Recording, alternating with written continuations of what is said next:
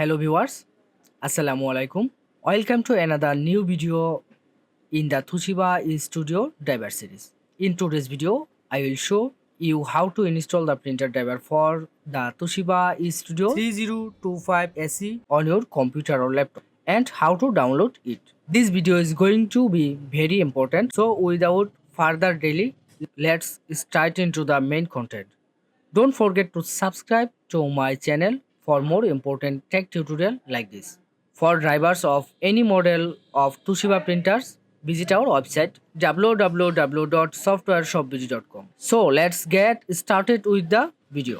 ড্রাইভারটি set up করার জন্য আমরা যে কাজটি করব আমরা চলে যাব আমাদের ডাউনলোড ফোল্ডারে আমি এইমাত্র ড্রাইভারটি ডাউনলোড করে রেখেছি। এই হচ্ছে আমার ডাউনলোড ফোল্ডার। আমি এখানে ফাইলটি পেয়ে যাব। ফাইলটাকে আমি একটু ওপেন করে নেব।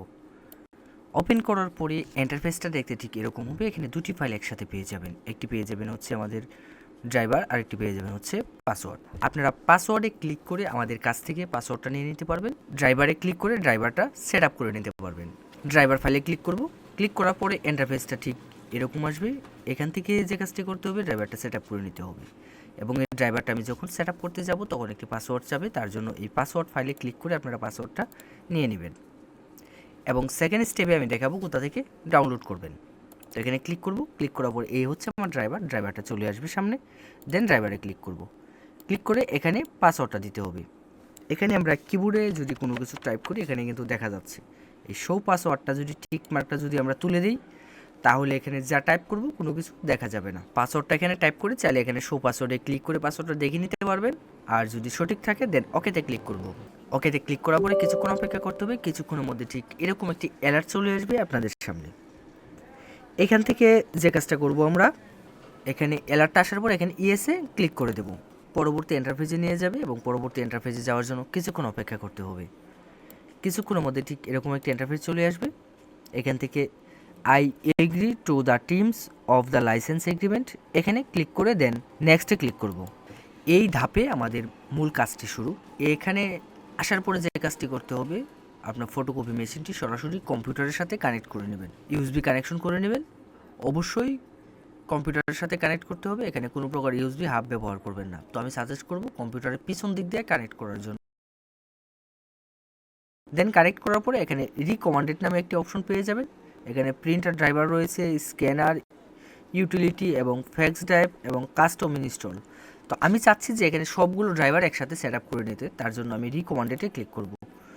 রিকমান্ডেডে ক্লিক করলে ঠিক এরকম ইন্টারফেস আসবে। এখান থেকে নেটওয়ার্ক অথবা ইউএসবি পোর্ট দুটি সিলেক্ট করে দিতে পারবেন, অর্থাৎ আপনার যেটি প্রয়োজন। যদি কেউ নেটওয়ার্কে কানেক্ট করতে চান তাহলে যে কাজটি করবেন এখান থেকে নেটওয়ার্ক লোকাল পোর্ট সিলেক্ট করে দেবেন। আর যদি ইউএসবি কানেক্ট করতে চান তাহলে ইউএসবি পোর্ট সিলেক্ট করে দেবেন।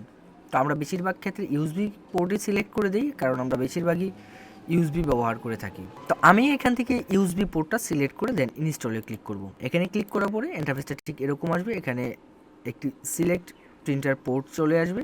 দেন এখানে ইউজ দ্য ফলোয়িং পোর্ট চলে আসবে। যেখানে যা আছে ডিফল্ট তাই থাকবে। দেন এখান থেকে ওকেতে ক্লিক করে দেব। ক্লিক করার পরে এখানে কিছুক্ষণ অপেক্ষা করতে হবে। আসবে ঠিক এরকম একটি ইন্টারফেস আসবে। Do you want to set following printer as default printer Toshiba. আপনি কি এই প্রিন্টারটাকে ডিফল্ট করতে চাচ্ছেন কিনা? যদি ডিফল্টে রাখতে যদি চান তাহলে এস ক্লিক করে দিতে পারেন অথবা নোতে ক্লিক করতে পারেন। তো আমি প্রিন্টারটিকে ডিফল্টে রাখতে চাচ্ছি না, তার জন্য আমি এখানে নো ক্লিক করে দেব। দেন এখানে একটা একটা করে সবগুলো ড্রাইভার ইনস্টল হয়ে যাবে। কিছুক্ষণ অপেক্ষা করতে হবে। কিছুক্ষণ পরে এখানে ফিনিশ অপশন চলে আসবে। এখানে ফিনিশে ক্লিক করে দেবেন। দেন একটু চেক করে দেখবেন ড্রাইভারটা সেট আপ হয়ে গেছে। অবশ্য অনেক ক্ষেত্রে যে প্রবলেমটা হয়, ড্রাইভার সেট আপ হওয়ার পরেও ইউএসবি কানেকশনটা পায় না বা স্ক্যানারটা সেট আপ হয় না। তো সেই ক্ষেত্রে যে কাজটি করবেন, আপনারা কম্পিউটারটাকে একটু অফ করে অন করে নেবেন, তাহলে দেখবেন সবগুলো ড্রাইভার প্রপারলি সেট আপ হয়ে গেছে। দেন এখান থেকে ফিনিশে ক্লিক করে দেব। এখন আমি দেখাবো হচ্ছে কীভাবে এই ড্রাইভারটি আপনি আপনার কম্পিউটার বা ল্যাপটপে ডাউনলোড করে নেবেন। তো ডাউনলোড করার জন্য আমরা যে কাজটি করব, আমরা চলে যাব যে কোনো একটি ব্রাউজারে, মোবাইল অথবা কম্পিউটারে একটি ব্রাউজার ওপেন করে নেব এবং ব্রাউজারে সার্চ বারে চলে যাব। সার্চ বারে গিয়ে আমাদের ওয়েবসাইটের অ্যাড্রেসটি এখানে টাইপ করব। আমাদের ওয়েবসাইটের ঠিকানা হচ্ছে softwareshopbg.com। অবশ্য আমি ভিডিও ডেসক্রিপশনে ওয়েবসাইটের লিঙ্কটি দিয়ে দিব। তো আমাদের ওয়েবসাইটে যাওয়ার পরে আপনি যে কাজটি করবেন, এখানে একটি সার্চ বার পেয়ে যাবেন।